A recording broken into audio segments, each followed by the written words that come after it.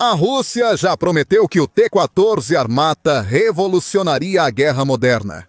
Era para ser um super-tanque que aterrorizaria a OTAN, humilharia o Ocidente e dominaria o campo de batalha. Quase 10 anos depois, o T-14 não apareceu significativamente na Ucrânia e certamente não de forma eficaz. Em vez de romper as linhas ucranianas, ele tem quebrado na Praça Vermelha. Como o tanque mais avançado da Rússia se tornou uma piada ambulante. Vamos analisar o que tornou os tanques soviéticos tão bem-sucedidos por quase 50 anos.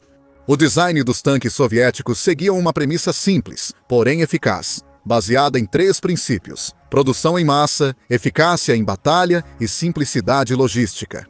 Desde o lendário T-34 na Segunda Guerra Mundial, os tanques soviéticos priorizavam o triângulo de poder de fogo, proteção e mobilidade, com um toque russo distinto.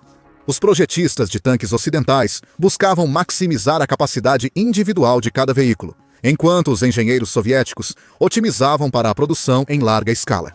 Segundo o Centro de Estudos Estratégicos e Internacionais, quantidade tem sua própria qualidade. Aqui, os números são o que importam. Durante a Guerra Fria, a União Soviética foi descrita como a maior produtora de tanques da história. A série T-50 e 455 teve mais de 10.000 unidades produzidas mundialmente, sendo o projeto de tanque mais numeroso já criado. Em seguida, implementou-se com sucesso o T-60 e 4 com seu sistema de carregador automático para simplificar o uso e eliminar recargas durante o combate. O T-64 e seus sucessores, o T-72 e o T-80, ultrapassaram a marca de 44.000 unidades produzidas.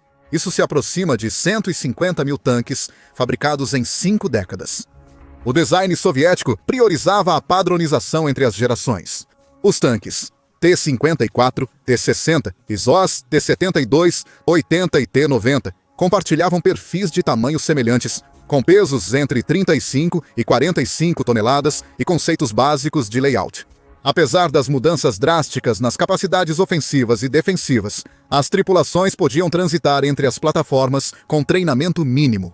Algumas peças de reposição permaneceram intercambiáveis por décadas e as linhas de produção foram otimizadas para acomodar mais modelos sem grandes revisões. Além disso, os soviéticos priorizavam o avanço do poder de fogo em relação a outros fatores. Eles constantemente equipavam seus tanques com canhões maiores que os equivalentes da OTAN, passando de 100 mm no T-54 para 115 mm no T-60 e 2 e 125 mm no T-64. Eles foram pioneiros em canhões de tanque de alma lisa, munições perfurantes com aletas estabilizadoras e sistemas de carregamento automático. A OTAN adotaria todos esses avanços com maior eficácia e desempenho. Mas o Ocidente ficou preso por anos em um ciclo de aperfeiçoar a tecnologia para garantir sua precisão e confiabilidade. A União Soviética respondeu com pura quantidade. Se pudesse lançar tanques suficientes contra o inimigo, conseguiria atrasar seu avanço ou avançar em seu território.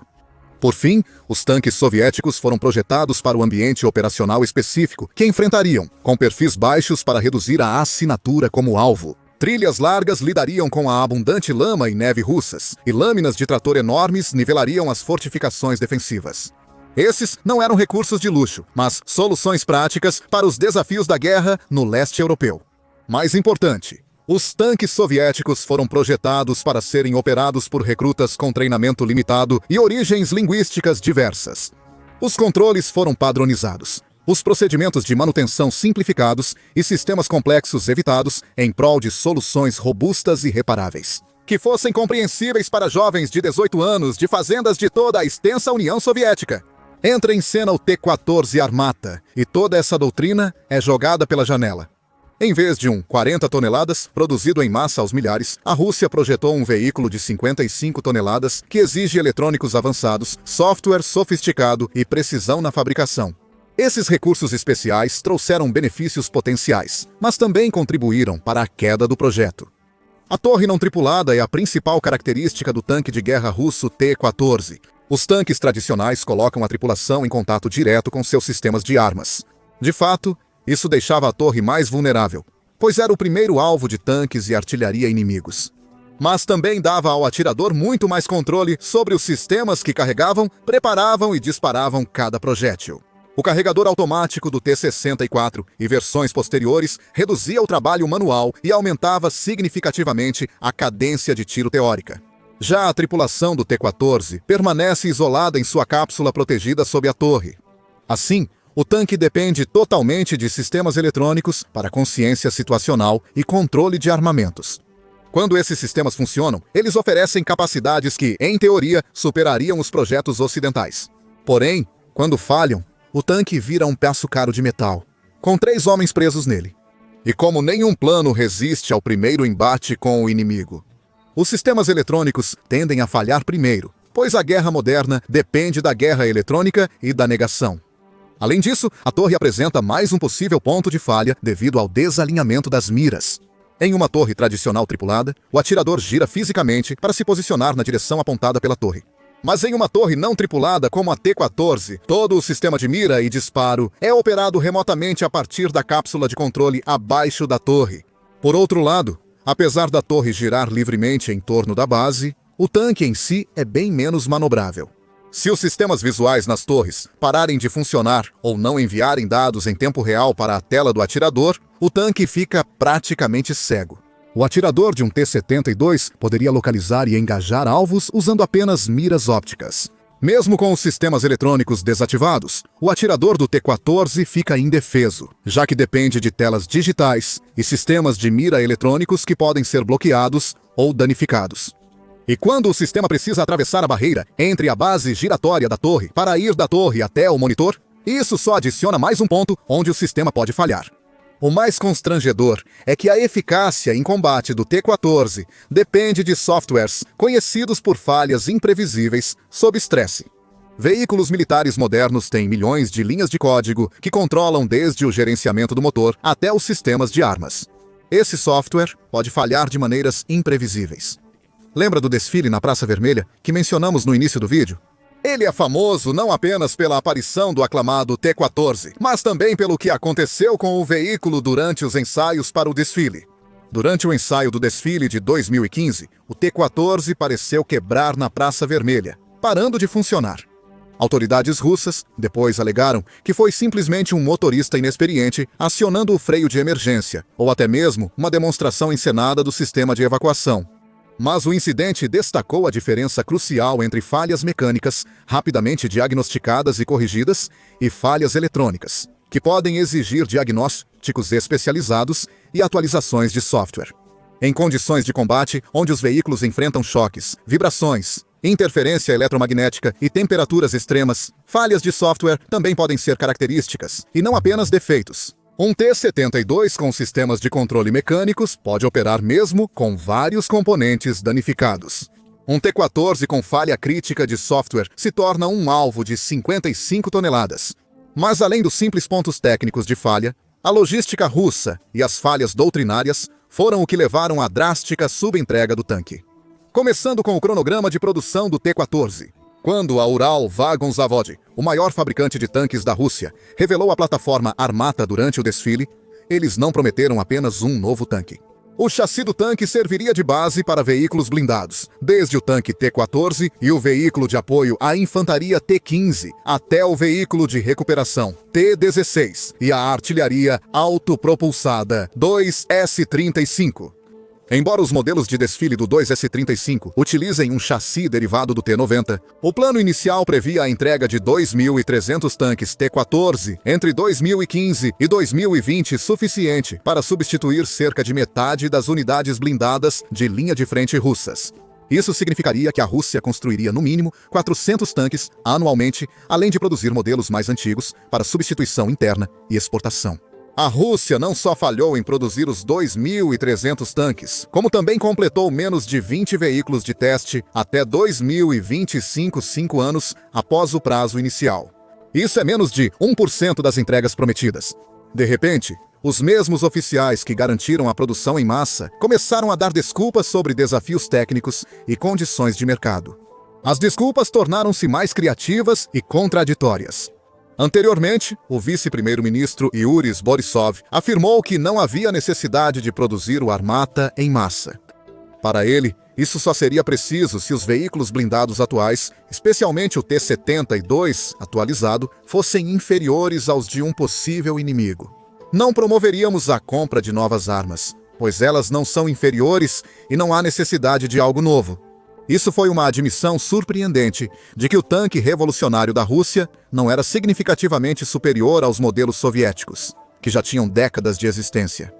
Mas os reais motivos dessa catástrofe produtiva são muito mais profundos do que sugerem as explicações oficiais. O programa T-14 foi saqueado pelas mesmas redes de corrupção que afetam todos os grandes projetos de defesa russos. Mais de 72 mil funcionários russos foram acusados de corrupção por anos. Isso é basicamente uma organização criminosa disfarçada de governo. A aquisição de defesa, com orçamentos enormes e baixa fiscalização, virou um alvo especial para esse roubo sistemático. O programa T-14, com seu orçamento bilionário e cronograma sempre adiado, poderia ter sido a cobertura perfeita para um grande desvio de verba. Os contratos de design podem ter sido inflados e especificações manipuladas para favorecer fornecedores conectados, com marcos de produção repetidamente perdidos, consistente com a corrupção que assola o setor de defesa da Rússia. Os projetos mais recentes da Rússia dependem totalmente de tecnologia estrangeira para sistemas militares avançados. Os avançados sistemas de controle de tiro, imagem térmica, blindagem e guerra eletrônica do tanque requerem componentes que a Rússia não consegue produzir domesticamente. Isso é uma reviravolta completa em relação aos projetos soviéticos, disponíveis para praticamente todos os ex-países soviéticos. Já a Ucrânia vem modernizando sozinha os T-64, T-72 e T-80.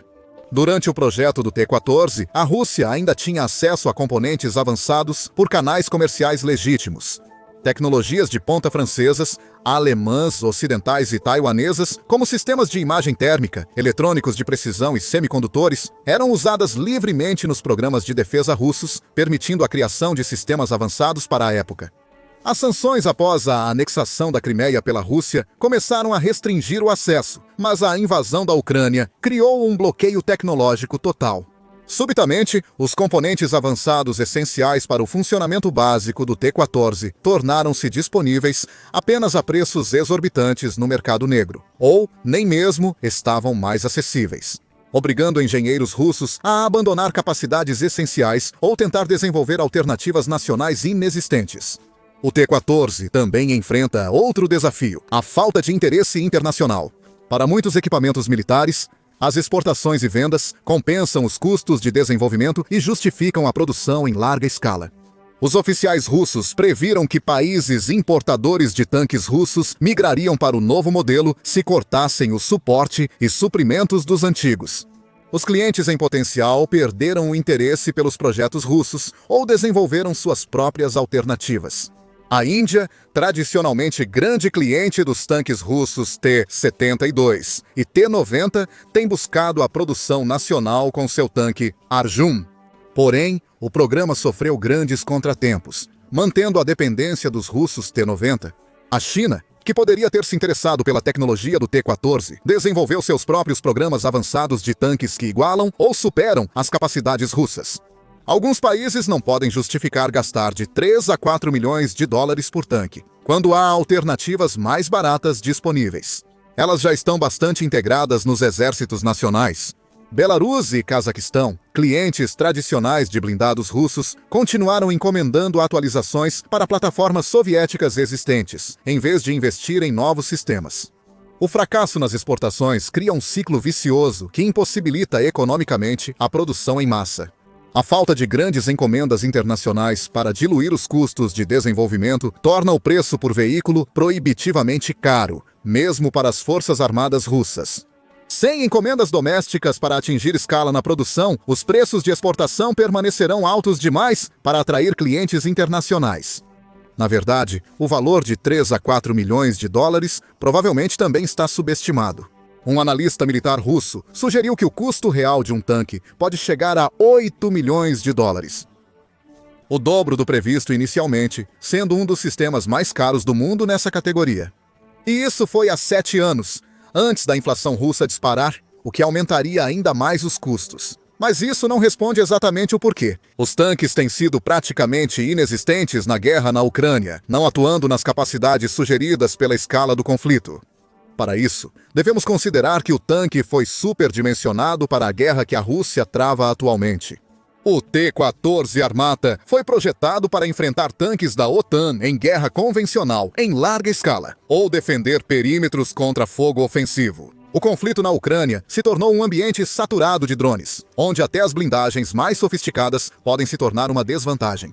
Os engenheiros russos projetaram os sistemas de proteção do T-14 otimizados para ameaças relevantes em 2010, mísseis antitanque como o Javelin, projéteis APFSDS, disparados por tanques e ataques de artilharia. O sistema de proteção ativa Afganit foi projetado para neutralizar ameaças sofisticadas e de alto valor, que custam dezenas ou centenas de milhares de dólares por disparo. Mas a guerra na Ucrânia fez com que ambos os lados inovassem em algo que os projetistas de tanques nunca anteciparam: ataques em massa com enxames de drones First Person View. O custo para equipar uma mina antitanque pode variar de 700 a mais de 10 mil dólares. Essas pequenas e ágeis aeronaves podem ser produzidas em massa e usadas em ataques coordenados que sobrecarregam até os sistemas de defesa mais avançados. Quando se enfrenta múltiplas ameaças simultâneas, a capacidade do sistema de proteção ativa de derrotar mísseis isolados torna-se irrelevante. O inimigo continuará lançando minas de cima, mirando na entrada do chassi, até atingir o alvo. A matemática econômica desse confronto é devastadora. Um T-14 Armata custa cerca de 4 milhões de dólares para ser construído e implantado, segundo números do início de 2010. As forças ucranianas poderão comprar mais de 4 mil drones First Person View pelo mesmo preço em 2025. Mesmo que as defesas do tanque destruam 90% dos drones inimigos, ainda haveria uma perda de um investimento de apenas 10 mil dólares. Mais importante, a guerra com drones mudou fundamentalmente o conceito de distância segura do qual as operações de tanques dependem.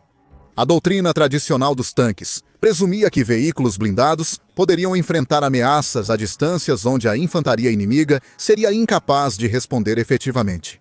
Drones First Person View modernos podem operar de 5 a 20 km de distância, com modelos avançados alcançando distâncias de artilharia de 5 a 20 km ou mais, deixando as tripulações dos tanques sem saber a origem e quantidade das ameaças. Os sistemas avançados de camuflagem e furtividade do T-14 foram desenvolvidos para um tempo em que as forças militares dependiam de radar e imagens térmicas de alvos ou veículos centrais estacionários. A guerra na Ucrânia introduziu a vigilância em tempo real com drones comerciais baratos, impulsionada pela rápida evolução da inteligência artificial, aumento dos gastos governamentais e democratização dos fabricantes ucranianos para implementar avanços tecnológicos no campo de batalha. Sensores que detectam calor, radar ou emissões funcionam tão bem em um pequeno drone voador, mas são muito mais difíceis de detectar e neutralizar quando o drone é apenas um ponto a centenas de metros no ar. Essa vigilância persistente também elimina a capacidade de engajamento de longo alcance do T-14. Os avançados sistemas de controle de tiro e munição de precisão do tanque foram desenvolvidos para engajar alvos além do alcance convencional dos tanques ocidentais. Porém, quando cada disparo é observado e registrado em tempo real, o fogo de longo alcance apenas fornece dados de localização ao inimigo. Talvez o mais condenável seja a simples aritmética econômica que torna o uso dos T-14S na Ucrânia uma decisão desastrosa para as forças russas. Considerando o custo ajustado pela inflação de 6 milhões de dólares sobre o orçamento inicial, cada T-14 perdido em combate equivale a 6 tanques T-72B3 modernizados, que poderiam oferecer capacidade similar. Milhares de drones First Person View, que poderiam destruir várias unidades blindadas inimigas. Aproximadamente 170 munições vagantes Zala Lancet, eficazes contra blindados, e munição de artilharia para sustentar uma operação de batalhão por semanas. Isso é agravado pelo fato de que a Rússia não produziu mais de 20 T-14s. Isso faz com que o custo real de cada tanque seja astronomicamente alto, e a próxima versão não será muito mais barata. Assim, os poucos T-14s existentes se tornaram ativos tão valiosos que não podem ser arriscados em combate real. tornando-os militarmente inúteis, apesar de suas capacidades teóricas. Sergei Chemezov, chefe da Rostec, dona da Aralfa Gonzavod, observou que o governo russo não tem interesse em adquirir mais T-14S após o lote inicial de testes. Com os tanques soviéticos existentes, que custariam dezenas de milhares de dólares para serem equipados e operacionais na Ucrânia, ainda armazenados, não é necessário gastar milhões em um novo tanque. Se os dois modelos têm a mesma função, a complexidade do T-14 cria demandas de manutenção que a logística militar russa atual não consegue suprir em guerra. Os tanques soviéticos tradicionais foram projetados para manutenção por recrutas, usando ferramentas básicas e peças de reposição padrão. A reputação de confiabilidade do T-72 vem, em parte, dessa filosofia de projeto. Os sistemas eram deliberadamente superdimensionados para funcionar mesmo quando mal mantidos. E componentes críticos podiam ser reparados ou substituídos por soldados com pouco treinamento técnico. O T-14 exige o tipo de infraestrutura de manutenção sofisticada que só existe em grandes depósitos militares, com instalações especializadas e pessoal altamente treinado. Falhas eletrônicas menores podem deixar o tanque inoperante até que seja levado para manutenção na retaguarda. Ele é quase inútil em um campo onde a guerra eletrônica é rotineira. Isso aumenta a pressão sobre os planejadores do exército russo sobre como proteger os tanques de quebrarem por falta de suporte. Unidades de tanques com T-14 exigiriam amplo suporte logístico para manter a prontidão operacional básica. Isso implica que eles necessitariam de linhas de suprimento contínuas das fábricas até a frente de batalha. Linhas de suprimento e fábricas têm sido alvos frequentes de ataques ucranianos. E colocar uma parte do processo de fabricação mais longe da linha de frente também não funciona. A Ucrânia devastou um campo de aviação russo com bombardeiros nucleares a 4.300 quilômetros de distância. O T-14 Armata simboliza todas as falhas na abordagem de Putin para a modernização militar e os erros estratégicos da Rússia. O cronograma de desenvolvimento, as falhas de produção e a ausência em combates reais do tanque refletem um microcosmo de toda a defesa da Rússia. Complexo industrial, promessas grandiosas com recursos insuficientes, ambições tecnológicas limitadas por sanções e corrupção, e exigências de propaganda priorizando aparência sobre capacidade real. Talvez o T-14 Armata russo tenha o melhor sistema de furtividade existente, já que não foi visto na linha de frente na Ucrânia. E isso já te diz tudo o que você precisa saber sobre o regime russo atual. Após anos de perdas catastróficas de blindados, com T-72 e T-80 sendo destruídos diariamente, a Rússia ainda não arrisca enviar seus supostamente superiores T-14C. Isso indica que os comandantes russos compreendem que seu supertanque de milhões de dólares provavelmente teria o mesmo destino de outros veículos blindados que entraram no campo de batalha ucraniano repleto de drones. Quando se está em uma guerra que já deixou cerca de 1 milhão de soldados mortos ou feridos, questiona-se o fato de ainda não estar usando o tanque convencional mais avançado disponível. Obrigado por assistir e para saber mais sobre outras tentativas fracassadas do exército russo, inscreva-se no The Military Show.